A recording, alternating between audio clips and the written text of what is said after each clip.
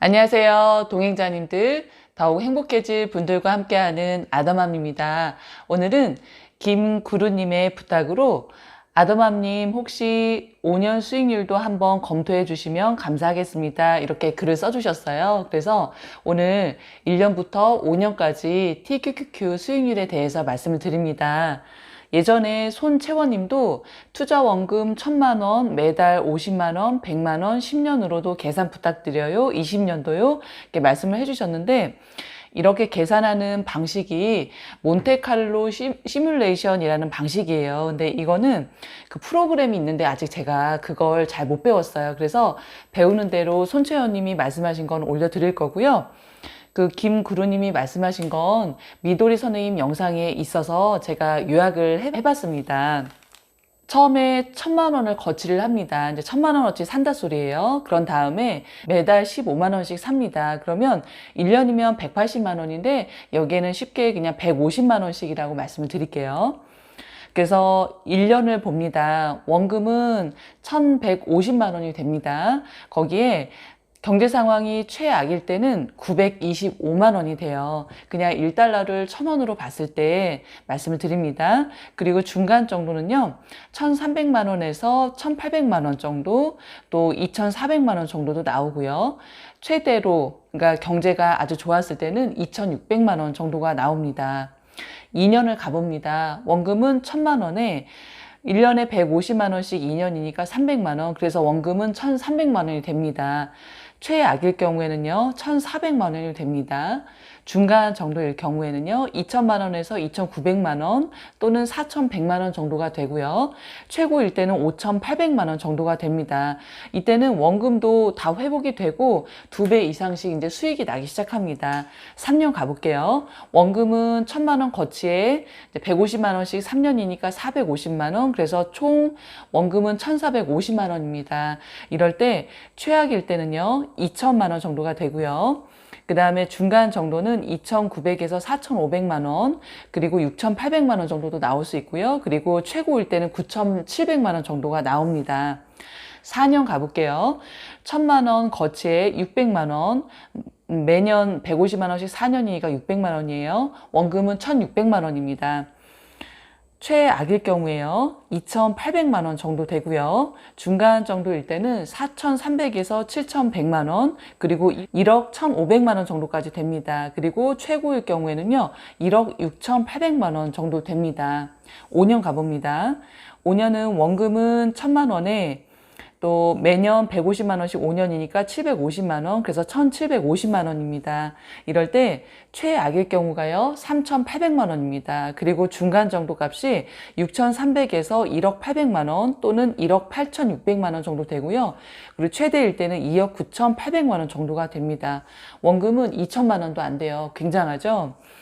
이것만도 너무 굉장한데 제가 10년, 20년, 30년 수익률도 올려드렸죠. 그거는 몇 번 말씀을 드려서 그냥 영상으로 잠깐만 띄워드릴게요.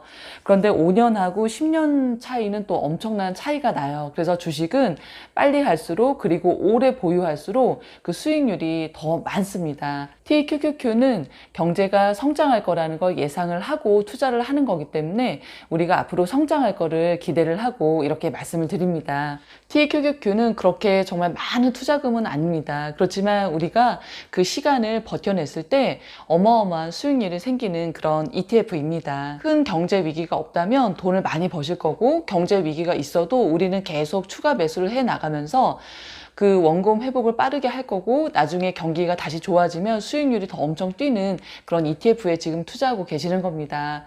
돈 많이 버실 거예요. 저는 계속 투자를 할 겁니다.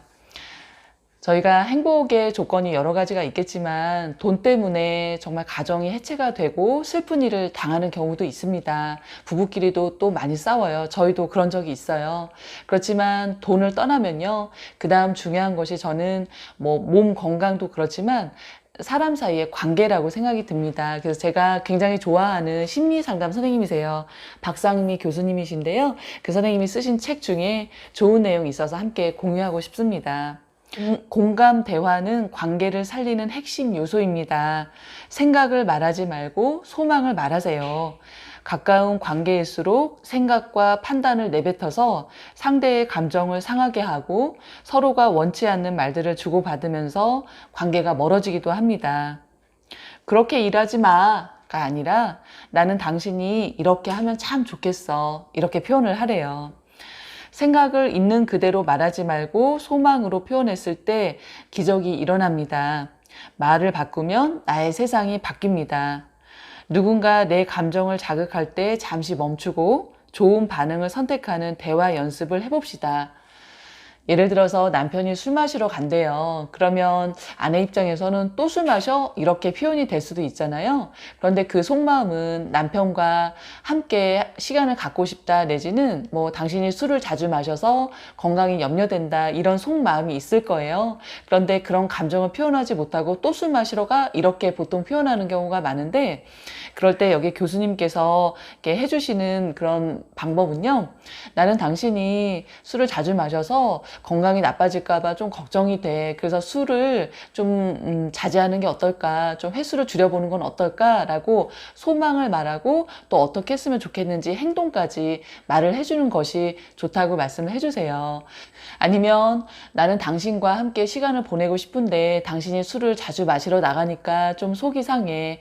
오늘은 나랑 같이 영화를 보는 건 어떨까? 나랑 같이 산책이라도 좀 하는 건 어떨까? 이렇게 방법을 제시해주면 상대방도 아, 내가 어떻게 해줘야 상대방이 아내가 좋아하는구나 이렇게 판단을 할 것 같아요. 우리는 앞으로 쭉 부자가 될 거고요. 그 가는 과정에서도 주변 분들과 이렇게 좋은 관계 맺으면서 참 마음속에 행복감을 느끼면서 사시면 더 좋겠습니다.